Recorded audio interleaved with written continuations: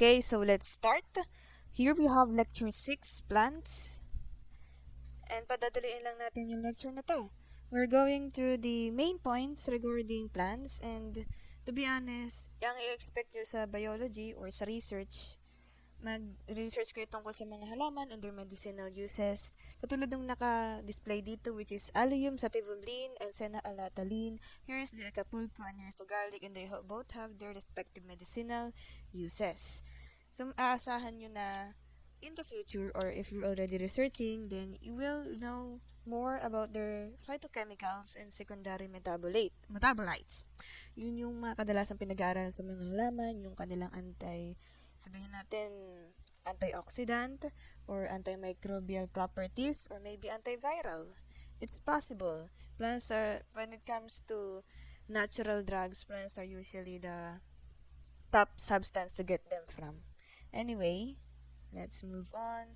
And ito, 4 points lang naman yung pag-aaralan natin ngayon, which is the plant structure, then the physiology, then the primary and secondary growth, which is maikli lang, then finally the reproduction. So here we have the plant structure, the shoot and root system with the meristem. The shoot system includes stem, leaves, aerial parts that are above the ground, and the root system refers to tubers, rhizoids, and roots. Then we have the meristem, where it is a region of localized mitosis. We have the apical, lateral, and intercalary. They are classified according to where they are found.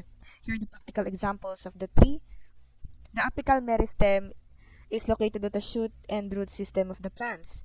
They are produced vegetatively. They are desirable to reproduce plants by the meristem culture, and because they reproduce small embryonic shoots and roots, that is apical. Then we have the intercalary. They are used for horticulture, for propagation. Intercalary meristem is responsible for a stem that has fallen over to grow back in an upright position. A practical example would be the Triticum carnation. It is a practical example of an intercalary meristem capable of producing adventitious roots or roots that are non-roots. This picture was acquired from a research paper concerning the development of intercalary meristem. Then finally, we have the lateral meristem. They are designed to propagate plants by cuttings and in grafting or in promoting wound healing. Cork cambium, it plays a part in wound healing and employed commercially in production of cork, the ones that you see in wine bottles. That comes from the lateral meristem, that comes from cork cambium, which falls under lateral meristem. Specifically, it comes from the Quercus tuber, the cork oak, in which the cork layers, as you can observe here, they are harvested at approximately 10-year intervals. Then of all the plant cells that fall under lateral meristems, the vascular cambium, which is still lateral, the cambium that's located between the phloem and xylem, thus the name vascular. It is most often employed by horticulturists. And the vascular cambium, while cork cambium plays a part in wound healing, vascular cambium is responsible for producing new cells of phloem and xylem that will be discussed much further in the sections of phloem and xylem. Then we have the tissue types.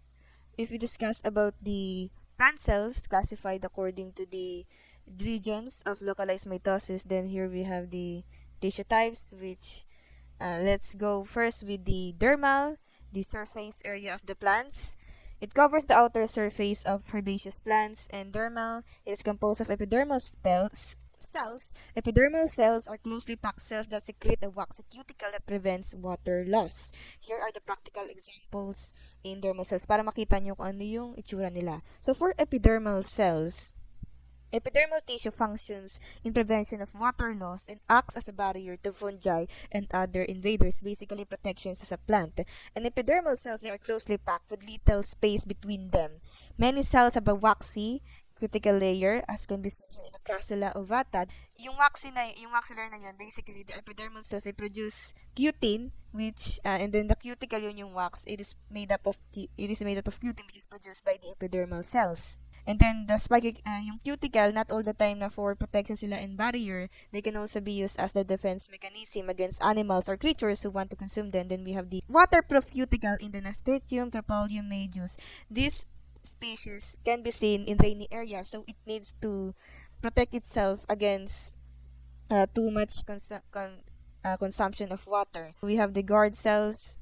These are the series of openings as stomata to facilitate gas exchange at cause of water loss. Basically, sila yung bean-shaped cells covering the openings. And they regulate the exchange of water vapor, oxygen, and carbon dioxide through the stoma. And makikita nyo rin dito, yung stoma, yun siya yung opening, and then yung guard cells, yun nasa baba, then yung epidermal cells, it's the cells that are surrounding the stoma. Then we have the ground. Dito na papasok si parenchyma, collenchyma, and sclerenchyma. So for parenchyma cells are alive at maturity. They are responsible for the storage, photosynthesis, and the bulk of ground and vascular tissues. So yung palisade parenchyma cells, they are elongated cells. The reason for their shape is they must maximize the exposure of the chloroplast to the sun. Then the spongy parenchyma cells, they occur below the palisade parenchyma. They are made up of regular cells clustered together to create large air spaces. Ray parenchyma cells, they may function in the lignification of upright tracheids by supplying monolignals. Nakuha ko ulit to sa isang study that focuses on the role of ray parenchyma cells. So, to test this hypothesis, parenchymal ray cells and upright tracheids were dissected with laser capture microdissection.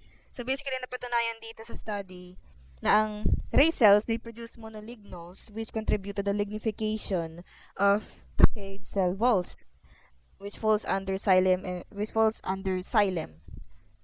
I should be discussed further earlier. So, yung in-observe dito is isang Norway spruce, and dito 4 years old pa lang yung tree dito. Then yung letter B, this is the 40-year-old tree. So, merong age gap dun sa pictures that were taken.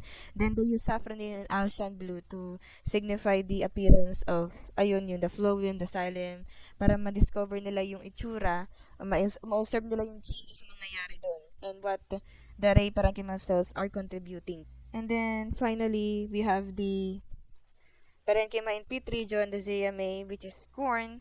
So, makikita nyo dito yung parenchyma cells, mas malaki siya kaysa dun sa mga vascular bundles, which are made up of xylem and phloem. So, for parenchyma, we have the palisade for photosynthesis, the spongy parenchyma for the gas exchange, the ray parenchyma for the lignification, para mas mapatibay yung vascular transport ng halaman. This is just a fun fact. So, pagdating sa corn, malaki yung mga parenchyma cells. Then finally, we have the collenchyma, which are cells that support the plant, and they are characterized by thickening of the walls.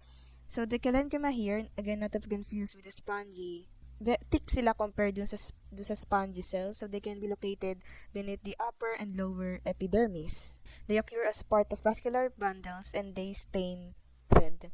Kapag ibang chemical yung ginamit, but for this one, as you can see, they stain green. Again, it depends on the chemicals used for the cells to stain.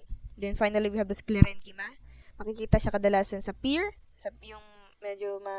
yung kung kumpara sa apple is medyo matibay yung kanyang skin, so that's the sclerenchyma. It's the sclerids which fall under sclerenchyma. They are responsible for the gritty texture of the pears.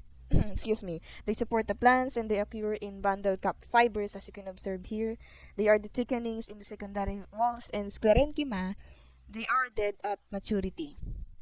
Then finally, we have the vascular. Sila yung responsible for transporting food, nutrition, and water in the plants.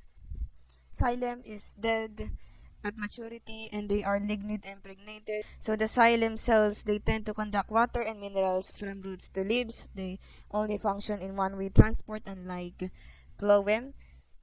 And while parenchyma do occur within the xylem, tracheids and vessel elements tend to stain red with saffronin O. Then tracheids are more primitive. Sila yung mas primitive of the two cells. So, meron tayong dalawang cells under xylem, and tracheids are the more primitive out of the two compared to the vessel elements, which are shorter, much wider, which allows for more transportation. Then we have the phloem, which are alive, and they conduct foods from leaves to the rest of the plant.